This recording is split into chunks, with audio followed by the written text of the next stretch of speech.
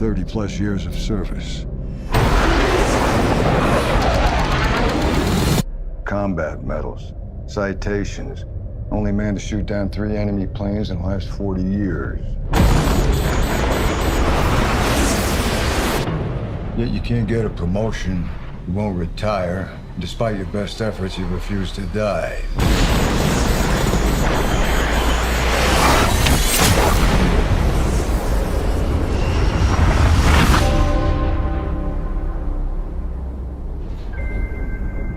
You should be at least a 2-star admiral by now. Yet here you are, captain. Why is that? It's one of life's mysteries, sir.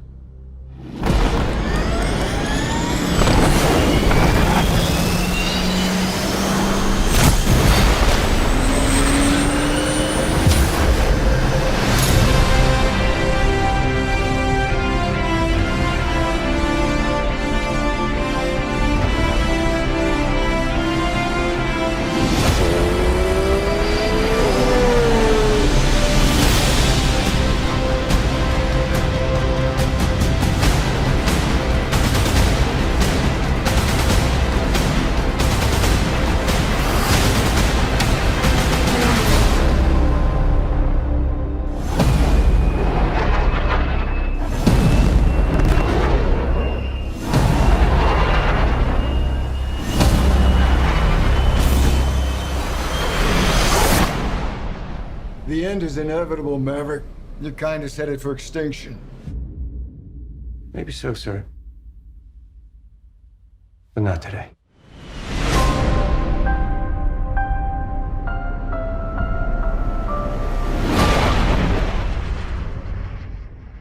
Thank you, Claudio, for doing this. Oh, sure. It's a big pleasure. I've been watching movies for such a long time. It's really great. Yeah.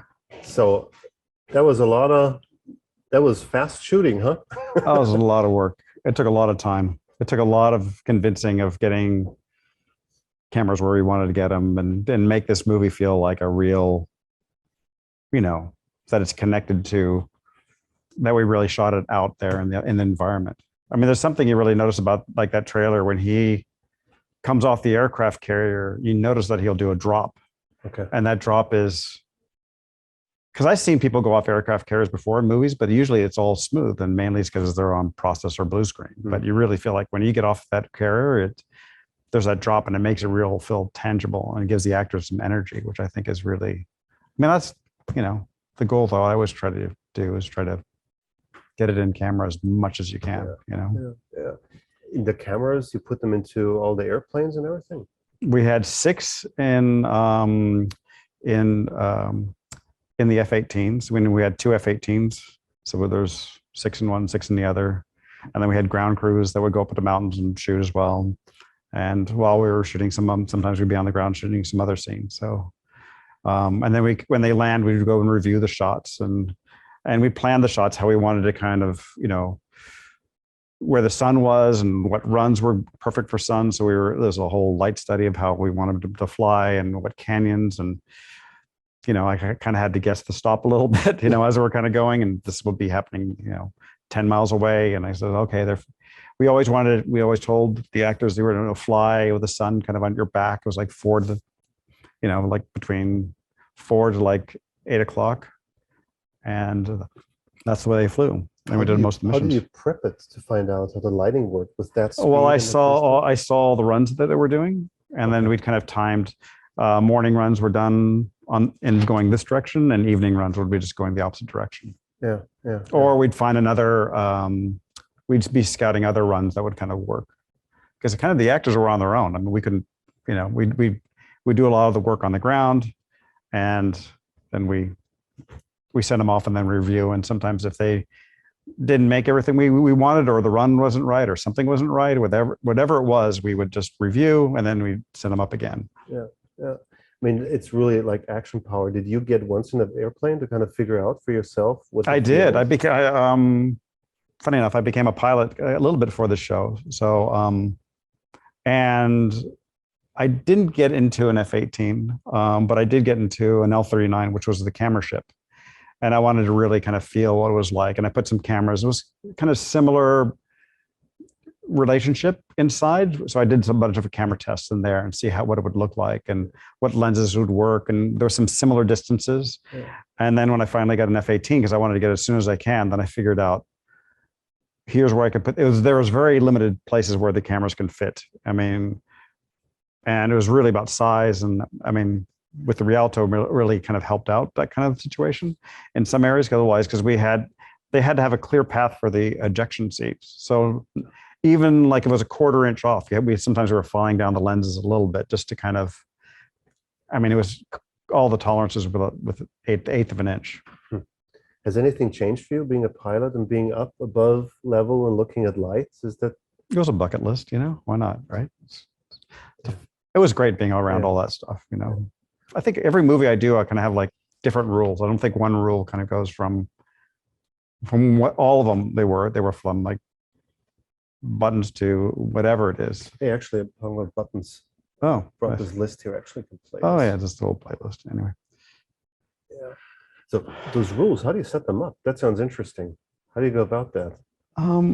Just kind of look for some references, or kind of the set kind of gives it certain references. I mean, obviously, Tron's a different reference than. Do we lose him or no?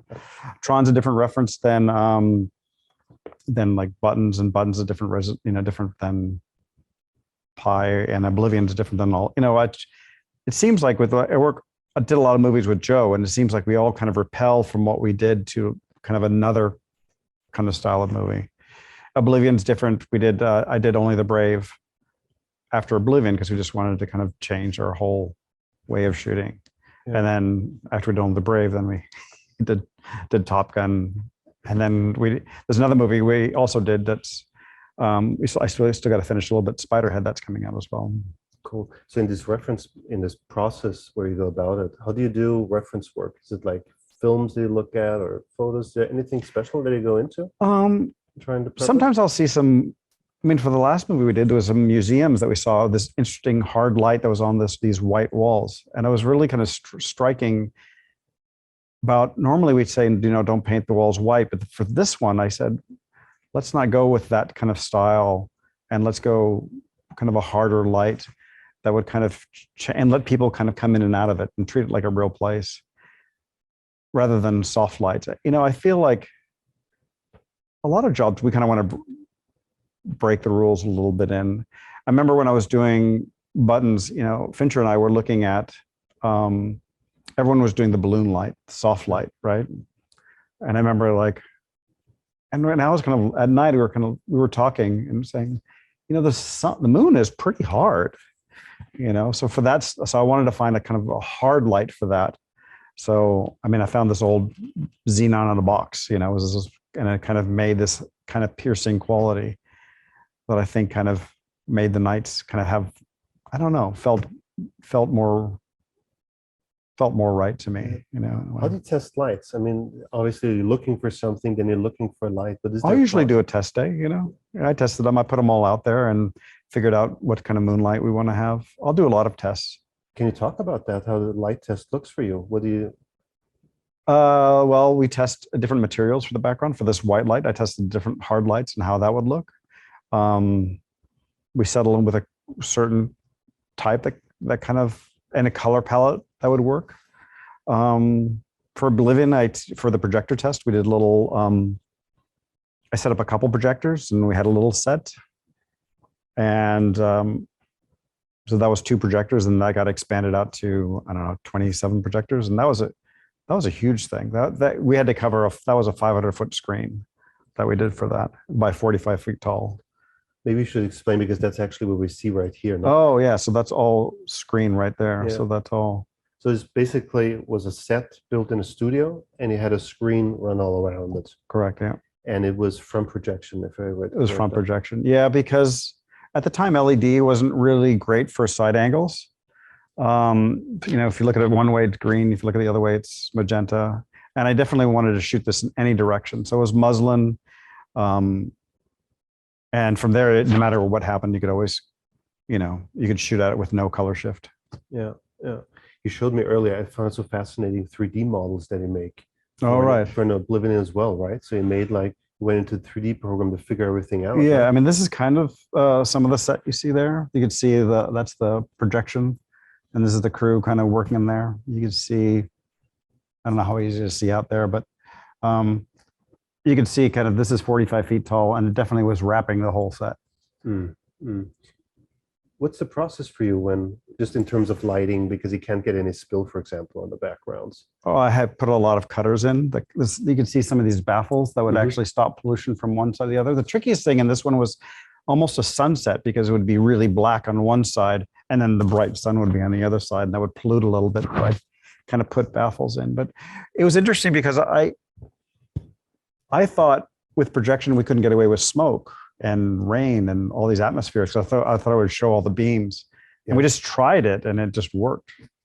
It was actually amazing. So now we have smoke in front of this projection, and that worked. Wow. That was stunning. I never thought we could do that.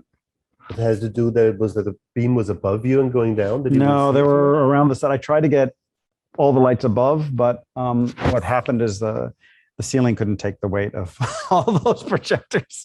So I had to figure out how to do it from the ground, and I used mirrors, and there was a bunch of other stuff that's not really a thing. But it was a really nerve-wracking kind of process, that whole.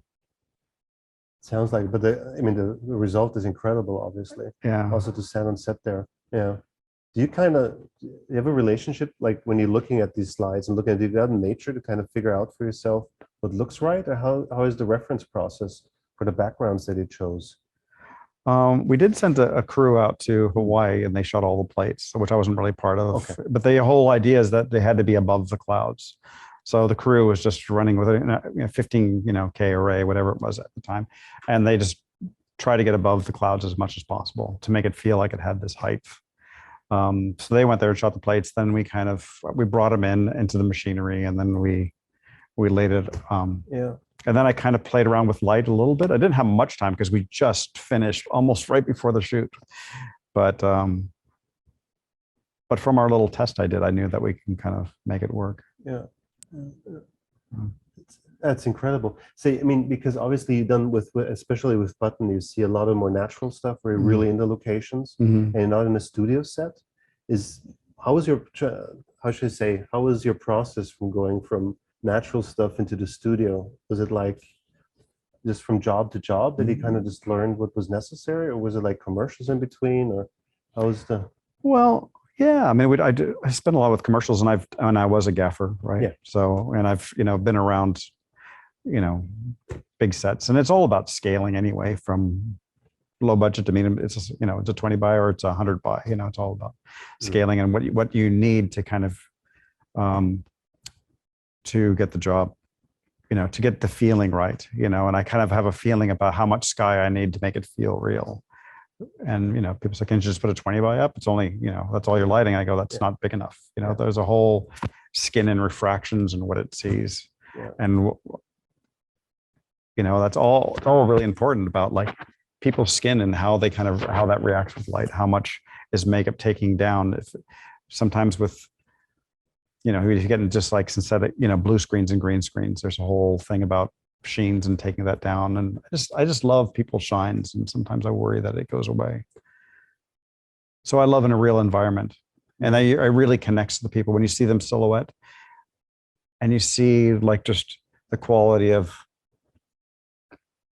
skin tone, and you see, because skin tone is made of a bunch of stuff. It's not just like light hitting you directly and just illuminating. It's refracting and giving you a tone of what's behind it.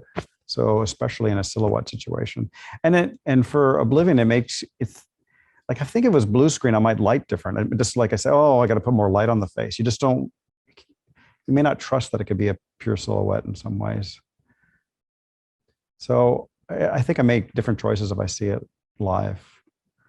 I always try to do as much as I can. Let's see how much we can make it real, and it was definitely a challenge on Top Gun getting those cameras there. Yeah.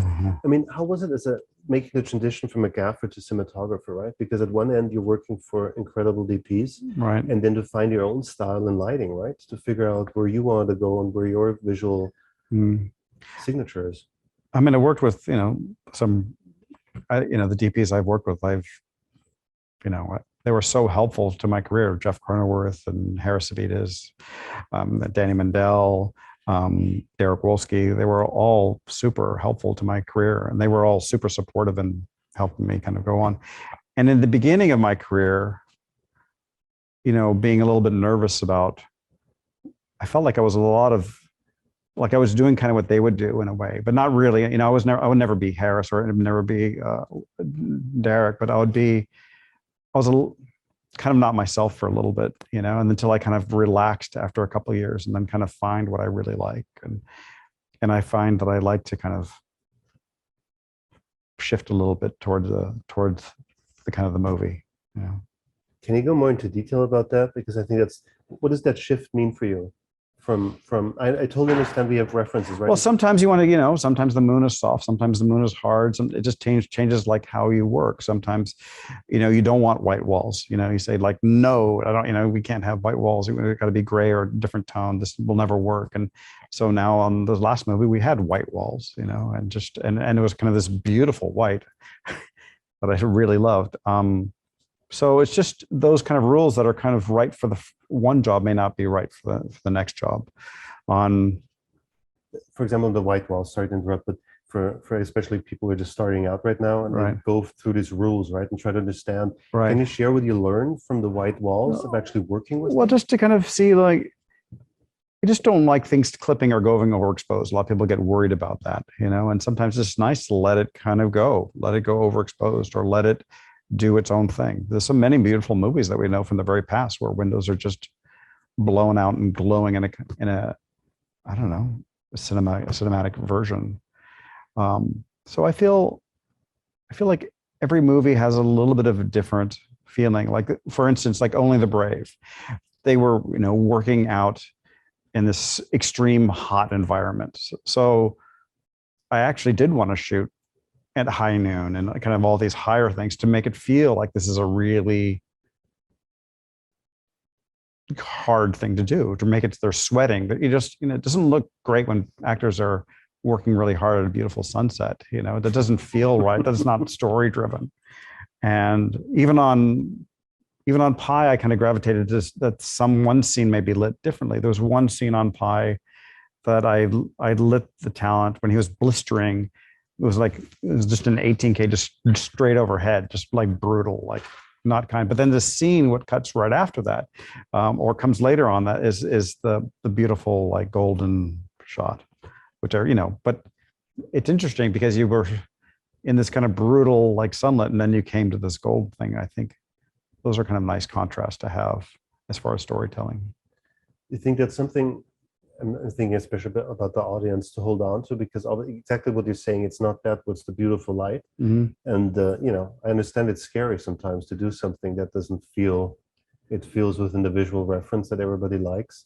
But if you go with it, you see it when you watch the movie, suddenly it just... Something gives you a little bit of toughness, For instance, there's, even in the Top Gun trailer, we're lighting through shades, and it's, I put the light 300 feet away, like on tarmac, because I want these like hard, it was like an Airy Max 300 feet away, because I will love that kind of like parallel lines and just the sharpness that had Ed Harris, and gives you this kind of fantastic kind of feeling. And I like it, he's hard, and it's all like, we're not precious about it, But you are precious about the lighting, right? There's something. Well, I'm precious and not, by being not precious. I'm not like trying to like smooth it all out, by putting diffusion or, if I don't need to. But I think it's what I've seen all along your movies. You nail it. There's something there, even if it's not what you're talking about, isn't that perfect lighting. There's always something there that then drives the person you're looking at, right? There's one shot, if it comes up again, it's in Benjamin Button where they're both lying in bed. Oh, right. And there's this frontlit, or it's not even frontlit, I think it's coming somewhere where it's like a back and just a card just to push in. I light really simply, I'm not, there's sometimes on buttons, I just put like a bulb in there for one scene. I was like confused about how to light it. And there's a practical, I just took the shade off it and I just let the bulb rip and just let it be harsh and kind of bright. See, sometimes I do sometimes, it's not bad to let your idea, sometimes if a plan's not working, like you did plan for something, it's not, you got to be kind of watching and be able to kind of change if your kind of plan wasn't working. Because I did the plan at that time, at that scene, and the coverage kind of changed. And I just feel like, let's just light this a different way. And I changed it. And I just put the ball, like a practical, took it off, and that was it. And it kind of worked beautifully, I think. But those are just kind of like little examples. I think you just kind of run into them in different but stages. it's like, I mean, for example, it's so interacted with the script, right? Those decisions, even taking a light bulb off, if you're comfortable enough to do that. Right. How's your daily process when you go into a day? Do you start to reread the scenes that are going, or how do you kind of get a feel again? I kind of know the rooms, I mean, if it's a new, I just kind of know. I just know the locations. I'm pretty well prepped by the time I get to a location. So you don't have a feeling to get into the mood, what the scene is, what it does. Oh, of course. Like if something is going to be at sunset, that's going to be a different style. But I'll change the time of day as I work with the ADs and make sure we're shooting everything at the right day that suits the scene. Yeah. It's interesting. Yeah. So I just want to go back one step again, because we're talking about you let the white blow out. How is that for you with digital? Does he kind of do that afterwards? Do you let it like overexpose, or you don't care? Just go with it? I don't care sometimes. Sometimes I'll, maybe in DI I'll add a little bloom so it doesn't have a digital hard line out. And I'll make it kind of feel organic in that way. I'm always involved in the DI, so I haven't missed one yet. So I know I'll be able to control that. If I need to add like a little bloom to something, I can do that. It's interesting, but that basically when you shoot, you don't matter if it's under or overexposed, if it feels right for you. I try not to get too bogged into too many different LUTs. I know some people get really LUT crazy, but I just feel like it's a film stock, and I just treat it like a film stock, and I go like, this is what it does. You do LUTs? I don't. A light LUT, if anything. For day, night or something? No, I leave it. I don't. Cool. I don't do anything with it. Yeah. How do you? Because you operate, right? Mostly. Sometimes I operate. If it gets to be more than a couple cameras, it's hard to really watch all the cameras. Then, Yeah. But do you go back to monitor to check to see what's going on, or do you kind of trust as soon as you set it up once? No, I look at the monitors. I look at the monitors. I have a monitor that I always look at everything. I look at all the cameras on. Yeah. Yeah, I'm always looking at the monitors. I like, we digitally kind of light by the monitors. Still use a light meter? Sometimes, rarely. But I look at it and I look at the scopes and I go all in. I mean, I kind of get it. Yeah. I mean, if this clouds are going in and out, I'll have a light meter just to kind of maintain, But it's nothing. Most of the time the battery's dead. Yeah, that's a good way to start making good decisions. Oh, shit. Yeah, the value doesn't tell you if the lights. I know. I'll have to run and get a battery for it. See, for me, one of the most fascinating things what I've seen in movies are faces. And it was interesting because you were talking about skin tones and stuff. Could you go more into? I mean, if it's buttons, obviously there was a lot of makeup going on to kind of treat that. And well, it's interesting because buttons, there was a little bit of a head replacement going on, but the effects wanted me to light it like it was real. So if there wasn't, even though it wasn't the right person, I would still put an eye light or something distance far away that would just catch the eye. Sometimes it's just like a bulb that I will just put far away and just on, and it just catches the eye in the right place. So I still do that every now and then, just to catch if the eyes are feeling dead. Yeah, I'll just put something bright, or sometimes you could just pan a hotspot somewhere and not enough to really illuminate the set, but enough to get a glint. Yeah. And that's kind of all you need. Yeah. Because we were saying earlier that kind of you look at rooms and how they work. Do you light for rooms? Yeah, I light for rooms. I like letting the actors kind of move around. I feel really bad if I said I understand people like hit marks and all that stuff, but I do feel like people should have a little bit of freedom, To give you freedom too, if the set's free? I've been fortunate to have really good sets. So like Oblivion, you could, on that whole Sky Tower, you walk around there and you're lit. for the most part. I mean, sometimes I would light a little bit of the muslin, or I put a little bit of, I'll put a little push here, but I start with the basics first. I start with the room itself. Can we walk through that for everybody to have a visual idea what that means for you when you light a room? Is it like you start outside, let's say in a studio or even on set, you start to light from outside, see what that does? I start with the outside first, and then that would be the first thing. And then I go for the actors. Do you kind of just light for the marks then? Or is it I kind of see where they're going, and kind of, we always do a blocking rehearsal, see where the cameras are going. And you could help yourself with lighting to be really involved with the blocking to make sure that, you're on the right side every now and then. Yeah, because for me, it was like, you always have the feeling that the fill light, the how the whole room feels as a sense is so spot on, because then when you move into the close-ups, right, sometimes, you see somebody's bringing in something, you see it in the eyes, and your eyes are always so clear. It's like a precise setting of something where it happens. Well, most of the time I just bring in a card. I don't, once the room is done, and if I need to get into close-ups, I just kind of bring something really simple in. My lighting is once it gets done, it's pretty simple, Well, that's where always the perfection lies, right? The more you reduce. And you want to be simple, so you can kind of be free to kind of move cameras around, I just feel like if you have to go to the over and you hung a bunch of lights and you want to come to the other side, then all those lights got to move for the reverse, or they're in shot. I just want to make sure that I can kind of on stands drag things around if I need to, and just be subtle about how I add to the base of the room. So really you're looking at the room, as subtle as it can be, that when then you move into the close-ups, you're not changing a lot, just bringing a little bit here or there. Bring a little fill every now and then, Yeah. Is that the reason why the eyes stay so clear? Or because you feel sometimes when it's lit, often just because what happens in the eyes or in the skin even? I do feel like if I feel like it's lit, I'll pause. I'll say stop. It feels lit. Like sometimes I go like, or I'm trying too hard, like to force a light in some place, and it feels artificial or feels not like I'm not connecting it. Like it just looks lit. What do you do then?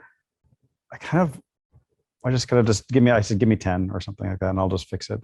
Either I soften it more or lessen it or move it around, or a couple of things. There's a couple of ways to kind of get yourself kind of out, or just, yeah. Have you ever lit something and you just really hate it and you had to relight it? Just go back to scratch? I've ever hated something I've lit? Yeah, I have. Yeah, I have. A big movie.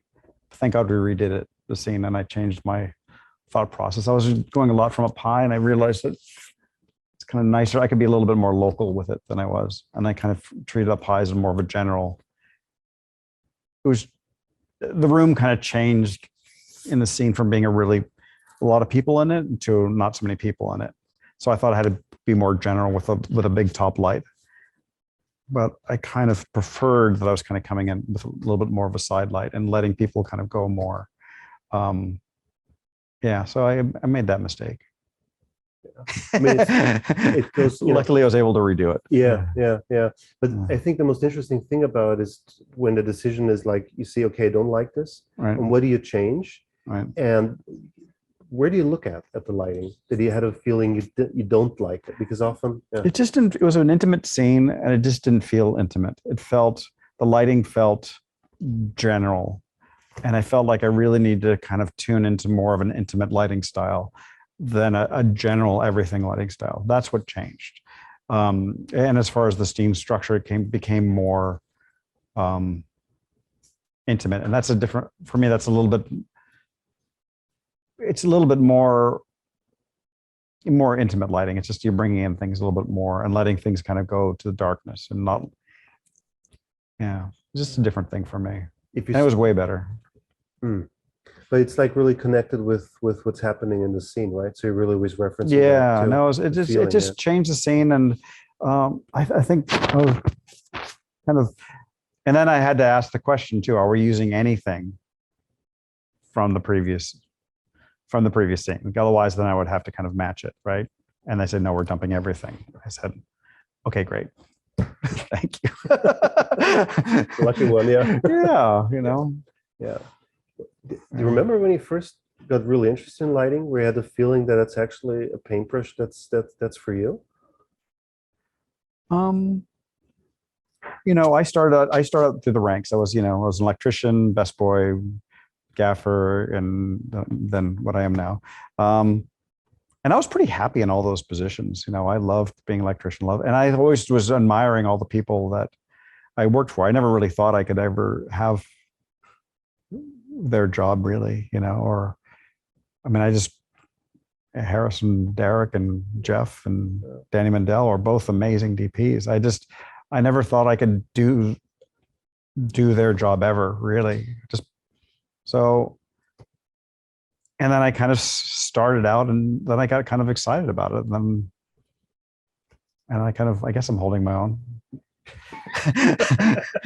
No comments. Yeah, no, I mean, it's been amazing. And, and Fincher was, he gave me a really, Benjamin Button really kind of launched my career. That was an amazing movie. It was a long shoot and beautiful art direction. I mean, Don Bird did the production design. It was amazing. It was just beautiful all around. Just, like you just wish you had sets like that all the time. Yeah. That's something. Working with a production designer, having everyone in a team is super critical. You need to be in the loop with everyone, production designer, director, everyone is, if you have like a really great communication between everyone, I feel like that is so helpful to make a really good movie, and to be all in sync about colors. What are the color of the walls? Where are the windows? Where are the doors? Do you need this? Do you need to be able to get back further? Does this wall need to be able to remove? What are the wardrobe colors are, and how does that work with her face? How does, all wardrobes and costumes are all important. What are the practicals that are on set? What are they bringing on there? It's everyone that's really critical to making,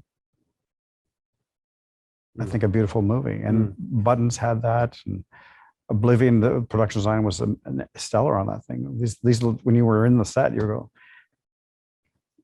point and shoot, man. It's freaking beautiful. You see it in the one shot with the crew inside. It's still beautiful. Like, even though it was shot like I think that shot that was there. Oh, that was an interesting one. That was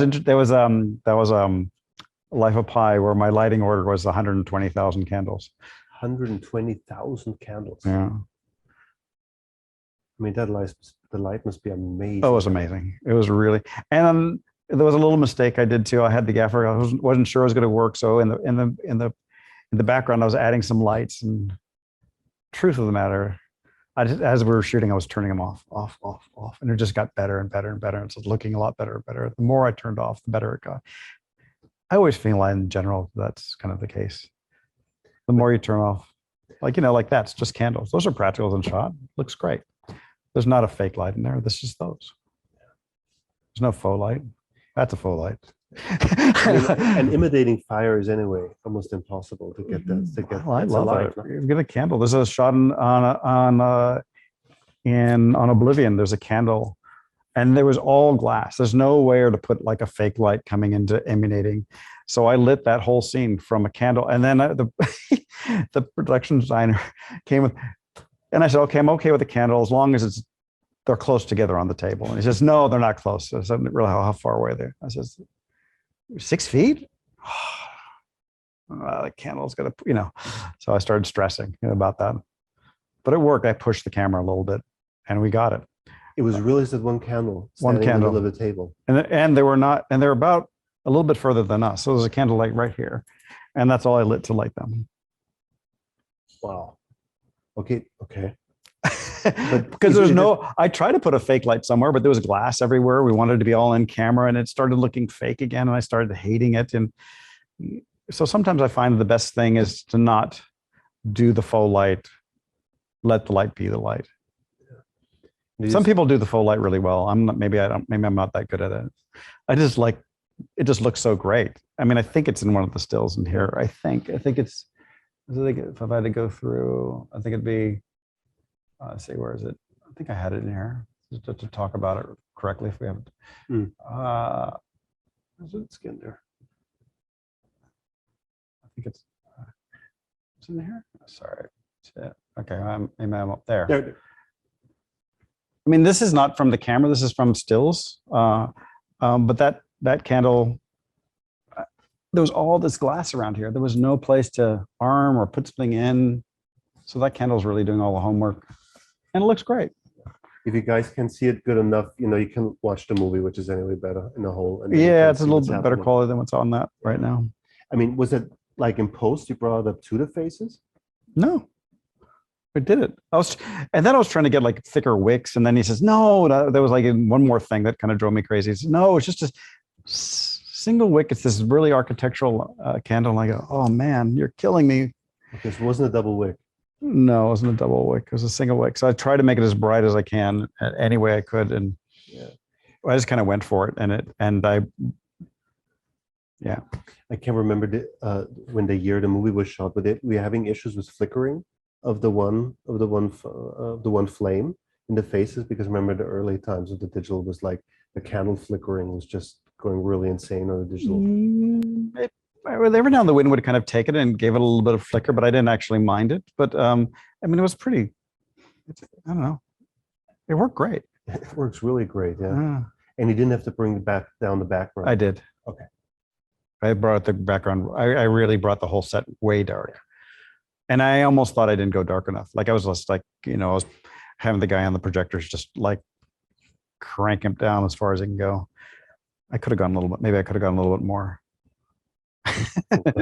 Wow. Hey, we're at the time. We should actually go into Q&A maybe to get a feeling about that. Everybody gets a chance to ask you a question. Sure. Yeah, ready? Yeah, let's see. Get over here. Hi, thank you for the information you shared. And I was wondering in Top Gun, the Top Gun 2, did you shoot on digital or film? Well, there's a bunch of interesting kind of conversations about that. I went digital because there was no way to keep film to do 6 cameras in a jet with film cameras. That'd be impossible. I couldn't fit. And if I did get one IMO in there, I'd be up for 1 minute. And the jets are, they're per hour, they're just tons of money. So I just needed something that could kind of hang with shooting the time. So that was kind of a little bit of a, and there was also an issue about whether we should shoot anamorphic was also another issue. And the lenses were just too large for what I needed. So it was a little bit, we kind of having a camera that can kind of serve the story. I mean, there was a possibility of a hybrid of, maybe all the aerials, but the aerials kind of where all the spectacular stuff is happening. That's kind of like, that's the movie. It's a, as Tom says, like a love letter to aviation. I mean, and that's where we just need to have a constant camera. So there's jets flying all the time. We need cameras that could last a half an hour, up in the air. And with film, that's not really quite possible. Thank you. Does that make sense? Yeah.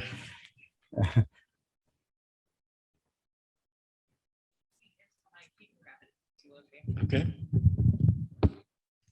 Hi. Hey, big fan. Love your movies. I think just especially going back through some of those slides of the movies that you made, so many of them feel really bigger than reality, but the way you're describing them is really about keeping touch with reality. And I wonder, do you have a way that you define to yourself kind of what's the style that you're going for? Is it heightened? Is it cinematic? Is it realism? How do you talk about that in your language, dealing with the director, dealing with the other people on your crew? It just has to do with definitely has to do with the script, the tone that we're trying to set. It definitely has to, I try to keep things simple. I mean, nothing's more simple than that whole scene is lit by projection and just that candle. So I strive for that. I try to, I like making things feel real. I don't try to go too fantastical.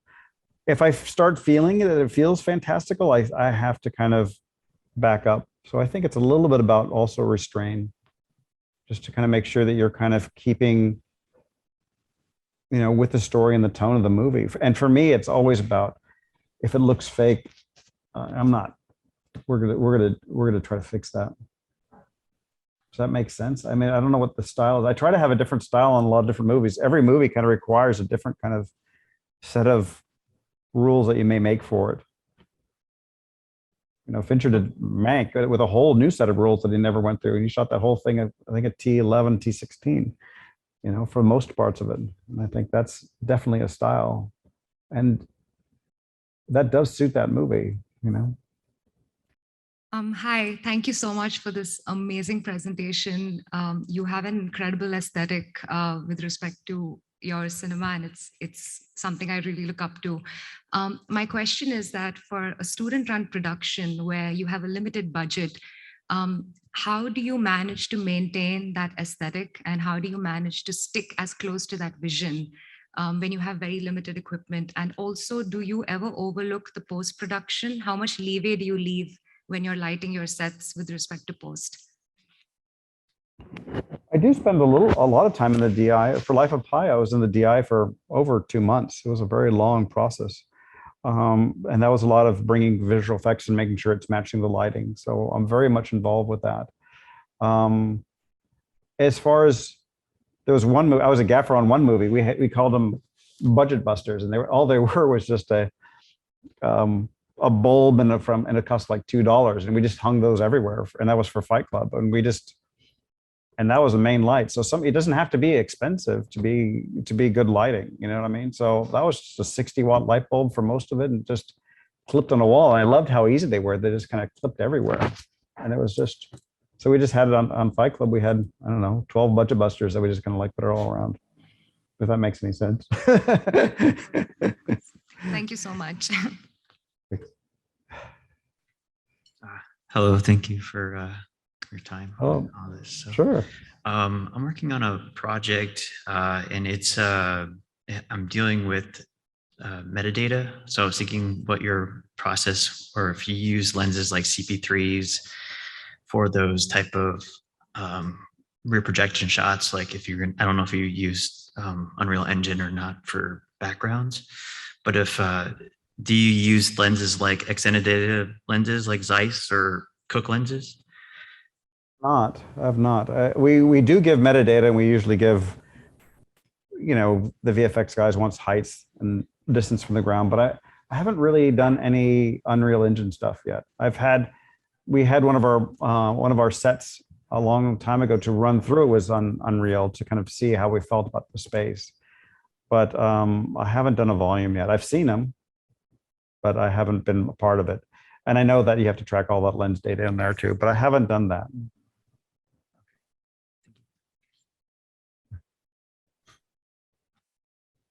Hello. I was wondering if you have a personal lighting kit, or did you ever, like when you were more of a grip? And I was wondering what you have in it, like lights that you would take anywhere for a personal project, or, stuff that you use constantly. I love tungsten. I love bulbs. I always get sad that houses are now becoming, LED. Every time I go to the Home Depot and try to find lights for my house, I get sad that there's no more tungsten.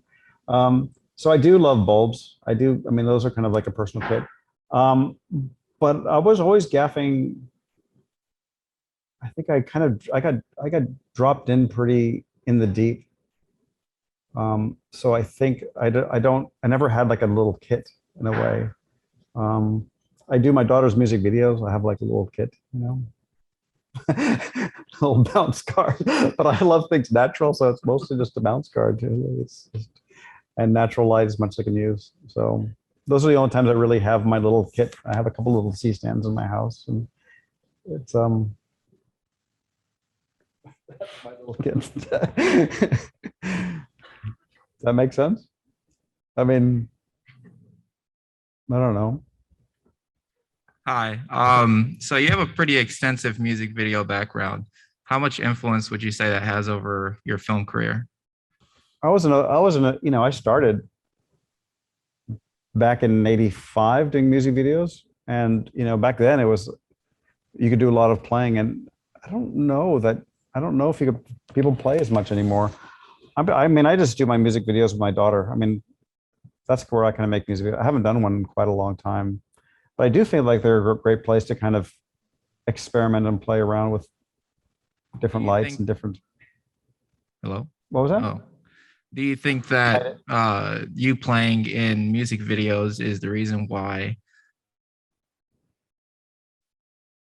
I was a gaff. I wasn't. You play it so much more natural and surreal. Well, I did. I worked with Fincher on a lot of his early music videos, and that's how we kind of met. And I was a gaffer for a couple of his movies, and I mean, I kind of went up the ranks like that. So that's kind of where I got where I was, but I'm still kind of gravitated to more natural lighting than I am fantasy lighting in a way, if that makes any sense. Even on Oblivion in the ship, we were all it was pretty grounded. We never got very colorful, you know what I mean? Like, I think even with Joe Kosinski, the director, I think his color palette's pretty light. So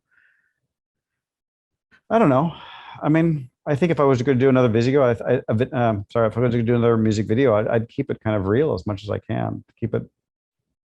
I mean, maybe I shoot at magic hour, shoot at a good time of day. I don't know. And then something, my daughter's music video, I play around with projections, and I make little loops and projections, and I have smoke, and I do some stuff with that, and I play with different versions of that. So I just kind of take a projector that I found and just I play with that for lighting. That was kind of interesting for me. I played with some available light, some of these cameras you could shoot, and I just played with the moonlight and some little bit of city. I don't know. I just think there's new things you can play with. That was, it wasn't behind a big budget or anything. So that was kind of nice just to kind of just go off and do that by myself and my daughter. Awesome. Thank you. Yeah. Coming out of the dark. Yeah. It's very film noir, this audience camera. Oh, yes. Hi. Aside from your lighting techniques, where do you get your inspiration for your composition? For like major movies, like Life of Pi, where do you get your inspiration for your composition? Oh, it changes a little bit. For a while, we were like, Tron was very nodal. We always were joking that we were very centered on the room, and it was very like, the director was very much an architect, and we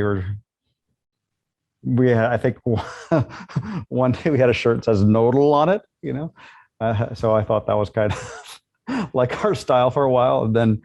And then the directors got tired of me saying that, and we started being a little bit off every now and then. So I think every movie has a different kind of feel. Top Gun's a little bit more long lens, that kind of feel, except for when we're in the ship, when we're kind of a little bit wider.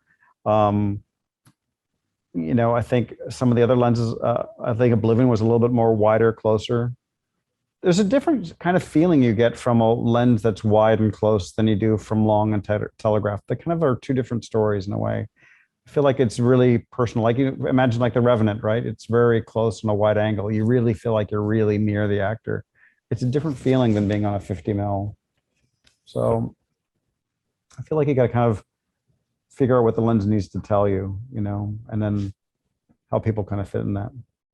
So I don't know if I really can answer that specifically as a general, that makes sense. Cool. Thank you.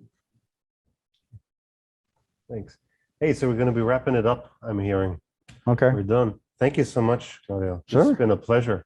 I hope I make sense. I kind of ramble off, No, it makes total sense. Okay. Absolutely. And everybody needs to find their pieces anyway. Yeah, because it's not like it's hard to have like these general rules that are like, this is how we make the cake all the time. I just feel like it's different, Yeah. So, yeah. And I'd love to be different all the time. I think that's kind of, that's what makes it exciting. Don't do the same thing over and over again. Yeah. That's good finished words to wrap up the show. Yeah. Thank you, everybody, for joining and staying with us through the audio problems. It's one big thing we're pulling off here. Thank you very much for being here. It's been a pleasure. All right. Thanks, everyone. Thanks.